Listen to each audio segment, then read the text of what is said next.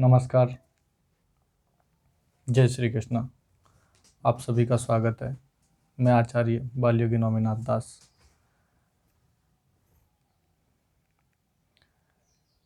आज वर्तमान संदर्भ में जो परिस्थिति चल रही है, जिन हालात से हमारा देश गुजर रहा है और जिन किसी भी स्थितियों का हम सामना कर रहे हैं, इन सब के लिए मानव समाज स्वयं उत्तरदायी है।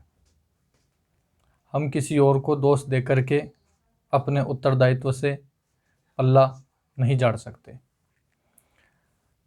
तुलसीदास जी महाराज रामायण में कहते हैं, भये लोग सब मोह बसे, लोभ ग्रसे शुभ कर्म, सुनु हरिजन ज्ञान निधि, कहूँ कछुक कलि धर्म।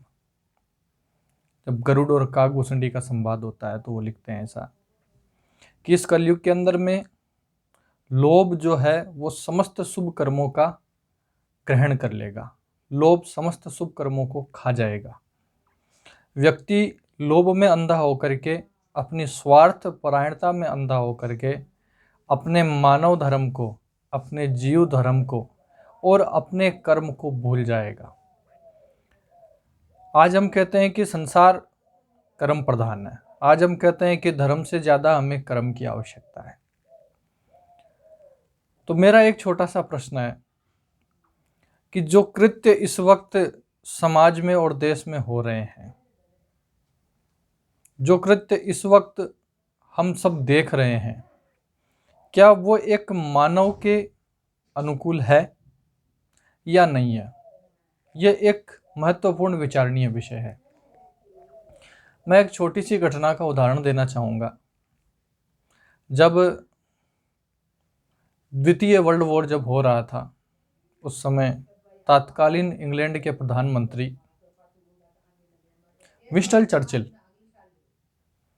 जो उस समय के युद्ध के समय प्रधानमंत्री थे, युद्ध की स्थिति में लंबे समय से युद्ध चलने के कारण इंग्लैंड के अंदर में खाद्य पदार्थों की कमी आ गई। वहाँ के जो भी खाद्य पदार्थ हैं, तो सबसे ज़्यादा जो थे अंडे इत्यादि वगैरह, ब्रेड वगैरह, उसकी बड़ी भारी मात्रा में कमी आई। लोग बहुत आयात खरीद रहे थे। तो वहाँ के प्रधानमंत्री ने एक जनता के नाम एक पत्र लिखा और पत्र लिख करके उसमें जनता से अनुरोध किया कि मेरा आप सभी से अनुरोध है कि अंडे इत्यादि जो सामान आप अत्यधिक मात्रा में खरीद रहे हैं, उसकी सर्वाधिक आवश्यकता हमारे देश की गर्भवती महिलाओं को और हमारे देश के वीर जांबाज योद्धाओं को उसकी आवश्यकता है। इसलिए आप कुछ दिन कृपा करके इसे न खरीदें, हो सके जितना कम से कम खरीदें। तो कहते हैं कि दूसरे दिन बाजारों में भीड़ थी, और वो भीड़ इस बात के लिए थी कि जो लोग सामान लेकर के गए थे वो उन्हें वापस देने के लिए आए, कि जिन्हें इनकी विशेष आवश्यकता है ये उन्हें दिया जाए। आज हम क्या कर रहे हैं? मैं सभी की बात कर रहा हूं। देश को सबके सहयोग की आवश्यकता है। मानव ने प्रकृति के साथ में खिलवाड़ किया और आज प्रकृति उसका न्याय कर रही है। और हम सबको एक दूसरे के साथ देने की आवश्यकता है। लेकिन क्या हम एक दूसरे का साथ दे रहे हैं? कितना दे रहे हैं? लोगों को मजाक बनाने से फुर्सत नहीं है। उन्हें यह एक व्यंग लग रहा है। अब भी कुछ लोग फोन करके पूछते हैं कि कोरोना जैसी कोई चीज है भी या नहीं। हमें लगता है यह सरकारों का षड्यंत्र है। मैंने कहा भैया, एक आदमी का षड्यंत्र हो सकता है, लेकिन दुनिया के 100 देश मिलकर के किसी षड्यंत्र का निर्माण नहीं कर सकते। आज देश में लोग भूखे मर रहे हैं, चिकित्सा के बिना मर रहे हैं। हमारे देश के सेवा करने वाले जो लोग हैं, जो जिन्हें हम फ्रंट लाइन वर्कर कहते हैं, डॉक्टर्स अपनी तरफ से पूरे जी जान से लगे हुए हैं और निसंदेह उनका कार्य सर्वोत्तम है, उचित है और वो श्रेष्ठ हैं और वीर योद्धाओं की तरह वो हम लोगों की सुरक्षा और हिफाजत कर रहे हैं। लेकिन उनमें भी कुछ व्यक्ति ऐसे घुस चुके हैं जो लोभ की इस कलयुग की बीमारी से इस कदर ग्रसित हैं कि वो उन दवाओं का मौत के साथ व्यापार करने में भी संकोच नहीं कर रहे। लोभ ने उस प्राण बचाने वाली शुभता का भी क्षरण कर दिया।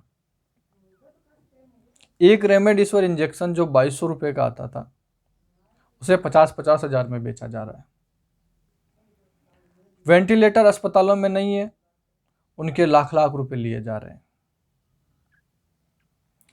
सभी ऐसे नहीं है, लेकिन कुछ व्यक्तियों की वजह से हजारों व्यक्तियों के ऊपर प्रश्न चिन्ह लग जाता है। कुछ व्यक्तियों की वजह से सैकड़ों लोगों का जीवन खराब होता है। तो एक मानव होने के नाते, एक शिक्षित व्यक्ति होने के नाते यह हमें विचार करना चाहिए, क्या हमारी शिक्षा का उद्देश्य शोषण करना और धन कमाना है?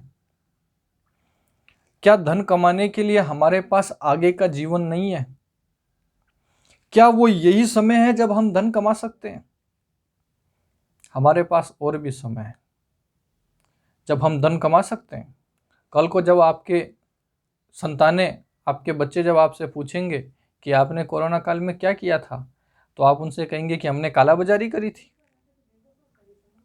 खाद्य पदार्थों की, दवाओं की, ऑक्सीजन की। ये एक अपने आप में एक निंदनीय बात है। चाहे आप कोई भी हैं, हम सबको साथ आकर के और अपने एक जीव धर्म, एक मानव धर्म, एक करुणा की, एक मैत्री की, एक वात्सल्य भाव की आवश्यकता है, एक दूसरे के सहयोग की आवश्यकता है। और ये भावनाएं तो मनुष्य को अन्य पशु जातियों से भिन्न करती है। यदि मानव इस भावना को त्याग देगा तो पाशविकता में और मानवता में कुछ भेद नहीं रह जाएगा।